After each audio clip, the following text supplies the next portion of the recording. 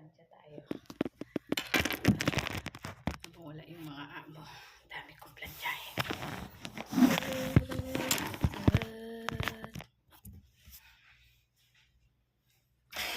Tapusin ko to para may magawa ako. Sunod plancha. Ay, habang naglalaba, mamalansya. Tapos, bukas na maglilinis. Kasi, nag-fix na ako ng mga kalat. Plancha naman na mabawasan.